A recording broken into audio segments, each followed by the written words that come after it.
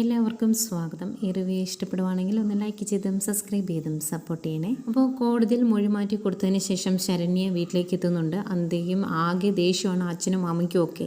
തിരിച്ചു വരുന്ന വരവിൽ കോളനിയിലെ ആൾക്കാർ ചോദിച്ചു എന്തുകൊണ്ടാണ് ഒരുത്തിനെ രക്ഷപ്പെടുത്തിയത്, അതിനുള്ള കാരണം എന്താണ് എന്നൊക്കെ ചോദിക്കുന്നുണ്ട്.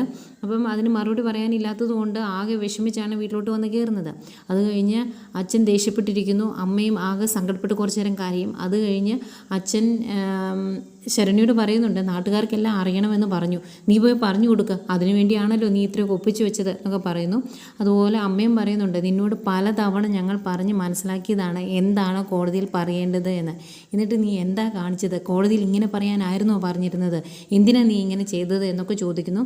ആകെ വിഷമിച്ച് ഇങ്ങനെ വീർപ്പ് മുട്ടി നിൽക്കുവാണ് ശരണ്യ. സത്യം പറഞ്ഞതിൻ്റെ പേരിൽ വീട്ടുകാർ സഹിതം അതിനെ കുറ്റപ്പെടുത്തുന്നു. കാണുമ്പം പാവം തോന്നും, എന്ത് ചെയ്യണമെന്ന് അറിയാതെ ഇങ്ങനെ വിഷമിച്ചിരിക്കുന്ന ശരണ്യയെ കാണിക്കുന്നുണ്ട്. അതിലേറെ സങ്കടമാണ് ശിവൻ്റെ അവസ്ഥ. ശിവൻ വന്ന് ബാലേന്ദ്രനോട് പറയുന്നുണ്ട്, ഇവളെ കൊണ്ട് ശരണ്യെ കൊണ്ട് പറയിപ്പിച്ച്, അത് അലീനെ കൊണ്ട് ശരണ്യോട് പറയിപ്പിച്ച് താൻ തൻ്റെ മോനെ രക്ഷപ്പെടുത്തി എടുത്തല്ലേ എന്നിങ്ങനെ ചോദിക്കുക. അന്നേരം ബാലേന്ദ്രൻ എന്ത് ചെയ്യാൻ പറ്റും? ബാലേന്ദ്രൻ ഇതൊന്നും അലീനോട് പറഞ്ഞിട്ടുമില്ല, അലീന ശരണ്യോട് പോയി പറഞ്ഞിട്ടുമില്ല. പക്ഷേ അവരുടെ എല്ലാം ഭാവം രോഹിത്തിനെ മാത്രം രക്ഷിക്കാൻ വേണ്ടി ബാലേന്ദ്രൻ എന്തൊക്കെയോ ചെയ്തു എന്നാണ്. അപ്പോൾ അങ്ങനെ നിൽക്കുമ്പോൾ മനു പറയുന്നുണ്ട്, അങ്ങനെയൊന്നും സംഭവിച്ചിട്ടില്ല, രോഹിത്തിന് വേണ്ടി പോലും അലീന ശരണ്യോട് സംസാരിക്കാൻ അങ്കിൾ അലീനയോട് പറഞ്ഞിട്ടില്ല, അങ്ങനെ പറയത്തുമില്ല എന്ന് അലീന പറഞ്ഞിരുന്നു എന്നുള്ള കാര്യം മനു തുറന്ന് പറയുന്നുണ്ട്. ഏതായാലും ഇന്ന് അങ്ങ് തിരിച്ചു ചെല്ലുമ്പോൾ ശിവേട്ടൻ ഈ സത്യാവസ്ഥയൊക്കെ അവിടെ പറഞ്ഞു കഴിയുമ്പം കമല അവിടെ കിടന്ന് ബഹളം വയ്ക്കും. ഉറപ്പാണ് കമലയ്ക്കത് സഹിക്കാൻ പറ്റിയല്ല രോഹിത്തെ രക്ഷപ്പെടുന്നത്. ഹരി ശിക്ഷിക്കപ്പെടുന്നതിനേക്കാൾ സങ്കടമാണ് രോഹിത്തെ രക്ഷപ്പെടുന്നത്. അതുകൊണ്ട് കമലയുടെ മുഖഭാവം ഒന്ന് കാണാൻ വേണ്ടി നമുക്ക് വെയിറ്റ് ചെയ്യാം. ഇതിനിടയ്ക്ക് വൈജയന്തിയെ കാണിക്കുന്നുണ്ട്.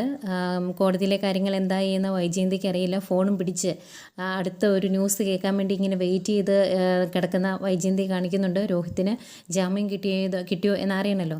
പിന്നീട് വീട്ടിൽ വന്നതിന് ശേഷം രോഹിത്തിനെ കാണിക്കുന്നുണ്ട്. രോഹിത്ത് ഭയങ്കര അവശനാണ്. അതുപോലെ എല്ലാവരും ഒരു ചെറിയ ദേഷ്യവും വിഷമവും ഒക്കെയാണ്.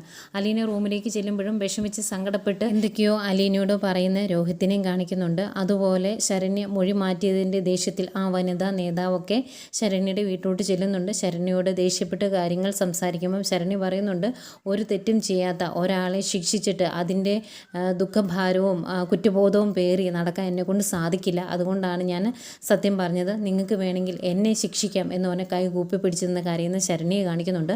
വനിതാ നേതാവ് ഭയങ്കര കട്ടക്കലിപ്പിലാട്ടോ. ഇതെല്ലാം കണ്ട് സങ്കടപ്പെട്ട് നിൽക്കുന്ന ശരണ്യയുടെ അച്ഛനും അമ്മയൊക്കെ കാണിക്കുന്നുണ്ട് കേട്ടോ അടുത്ത്. ഏതായാലും ഇതൊക്കെ പ്രൊമോ ആയിട്ട് കാണിച്ചതാണ്. എപ്പിസോഡ് വരുമ്പോൾ നമുക്ക് എപ്പിസോഡിൽ കാണാം.